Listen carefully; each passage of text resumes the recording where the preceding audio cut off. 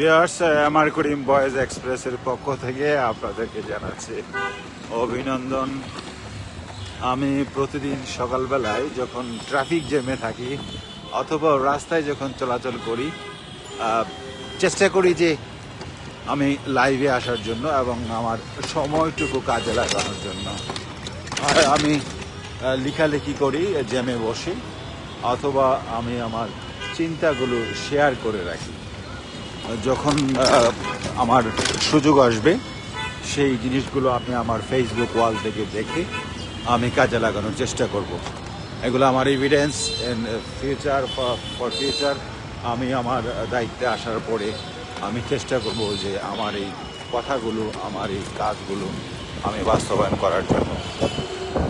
মূলত ঢাকা শহর রাজধানী শহর, এবং প্রতিদিন যখন হাতিরপুল বাজার হয়ে কাঁটাবন হয়ে ঢাকা বিশ্ববিদ্যালয়ের ভিতর দিয়ে যখন আসি, তখন আমার এই কোমরে ব্যথা হয় প্রতিদিন। হাতিরপুলের সামনে বাজারে যে রাস্তাটা খুবই ভাঙা রাস্তা, এবং আমি কয়েকবার দেখিয়েছি আমার লাইভে। এবং প্রতিদিন যখন এই জায়গাটি ক্রস করি তখন আর গায়ের লোম দাঁড়িয়ে যায়। সেটি যদি হয় রাজধানী শহর ঢাকা শহর, তাহলে আমাদের আর কিছু করার নেই। এবং প্রতি সময় প্রতি সরকার আসে, বিএনপি সরকার আসে, আওয়ামী লীগ সরকার আসে, জাতীয় পার্টি আসে, আর ছোটো ভাইদের দল তো এনসিপি নতুন আসছে। প্রত্যেকটা দল আসার আগে অনেক আমরা নির্বাচনী যে আমাদের ইশতেহার থাকে, অনেক কিছু আমরা বলি। কিন্তু এই যে ফুটপাত নিয়ে যে আমার বলা, সেটি আজকে 20-25 বছর যাবৎ আমি ফুটপাত নিয়ে কথা বলছি। ফুটপাতটি হচ্ছে জনগণের হাঁটার জন্য, মানুষের চলাফেরা করার জন্য। ঢাকা শহরে যদি গুলিস্তান হাঁটেন, ফুটপাত দেখবেন কি অবস্থা। পল্টনে হাঁটেন, ফুটপাত দেখবেন কি অবস্থা। মালিবাগে হাঁটেন, ফুটপাতে দেখবেন কি অবস্থা। মৌচাকে হাঁটেন, ফুটপাতের কি অবস্থা। এবং আমি যে কথা বলছিলাম, আমার যে রিক্সায় আমি যাচ্ছি, সে আমার সাথে আমাকে সমর্থন জানিয়েছে। ঠিক আছে কিনা মামা? আমি যে এই ফুটপাতগুলো এত শক্তিশালী, তারা রাষ্ট্র এবং সরকারের চাইতেও তারা শক্তিশালী। তাদেরকে কোনো সরকারই উঠানোর সাহস করতে পারে না, বা ক্ষমতা থাকে, ক্ষমতা নাই তাদেরকে উঠানো। আমার মনে হয় আমার ড্রাইভার বলছিল যে তাদের কাছ থেকে প্রতিদিন একটি বাহিনী একটি অর্থ যোগান পায়, যার কারণে সেই কাজটি করা সম্ভব হয় না। এবং আমি রাষ্ট্রকে বলবো, আমার কথা ঠিক আছে কি না মামা? মানে ঘুষ নেয়, এই তো? ঠিক আছে, থ্যাংক ইউ। তো এই একটা রিক্সা ড্রাইভার, সেও জানে যে কেন। এই দেখেন ফুটপাতে কি সুন্দর দোকান দিয়ে রাখছে, অথচ এই ফুটপাত হচ্ছে আমাদের জনগণের হাঁটার জন্য। এবং আইনেই বলা আছে, রাস্তায় রাষ্ট্র কর্তৃক যে রাস্তা থাকে, সেই রাস্তা জনগণের ব্যবহার করার জন্য। রাস্তায় প্রতিবন্ধকতা সৃষ্টি করলে তার বিরুদ্ধে আইনগত ব্যবস্থা নেওয়ার প্রতিকার আইনেই বলা আছে। আমি অনেকবার লাইভ করেছি ট্রাফিক জ্যাম নিয়ে। হ্যাঁ, তো কোনো সরকারই এই ফুটপাতকে, যা বলছিলাম, ফুটপাতকে ঠিক করা, ফুটপাতকে মেরামত করা, সেটির বিষয়ে কোনো নজর নেই।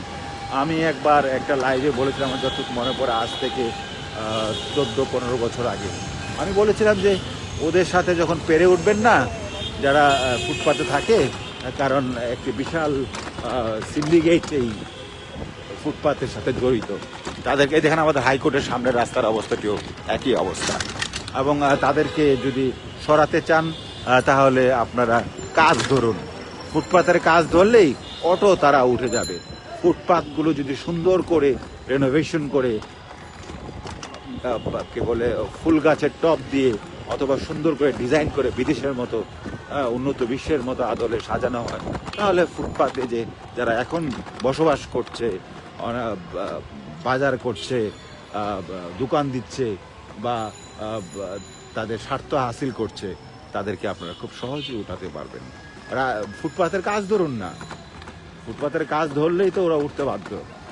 যাই হোক, আমি চিন্তা করেছিলাম বা ভেবেছিলাম যে রাজনৈতিক দলগুলো তো সকলের কাছে দুর্বল থাকে। হ্যাঁ, সকল ব্যবসায়ীদের কাছে দুর্বল থাকে, জিম্মি থাকে। রাজনীতির দল উন্নত করার তো কারোরই চিন্তা নাই। এই রাজনৈতিক দলগুলোতে উন্নত করার জন্য আমার অনেক গবেষণা আছে।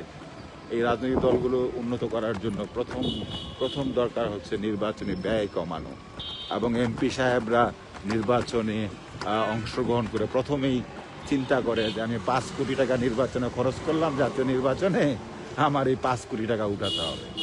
তারপরে হলো দেশ, তারপরে হলো জনগণ, তারপরে হলো তার নিজ আসন।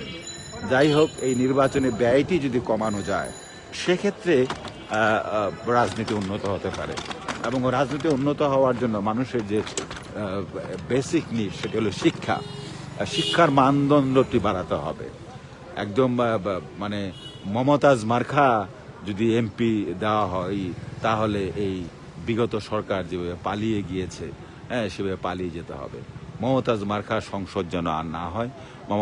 মমতাজ মার্কা সংসদে নতুন কোনো যেন আর বাংলাদেশে দ্বিতীয় গণ অভ্যুত্থান না হয়, সেই প্রত্যাশা আমাদের জনগণের।